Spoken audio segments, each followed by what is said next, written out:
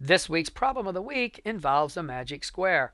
Magic squares have been around a long time. The most basic magic squares are 3 by 3 squares using the counting numbers 1 through 9 so that rows, diagonals, and columns add up to the number 15.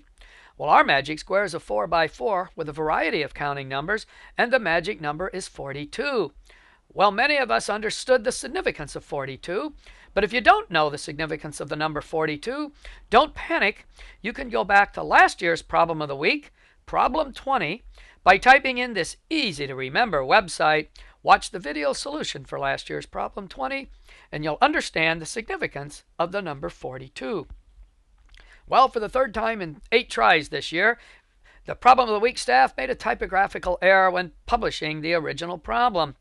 This week's problem should have had the words each column right after the word each row, so that each column also added up to 42. But we didn't have to tear them all up and print them again because we discovered we could do this problem without the clue shown here in red. In fact, we had some additional clues that some magic squares don't have, and the one we're going to take advantage of is that any 2 by 2 group of touching cells will add up to 42.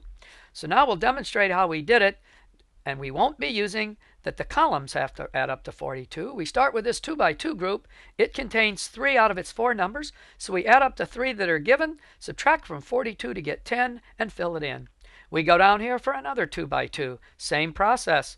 Move over to a row that has 3, add them up, subtract from 42, another 2 by 2, another 2 by 2, another row, yet another row, and now one of the diagonals. And then we finish up with 3 final 2 by 2s. And there it is, the answer to this week's problem of the week.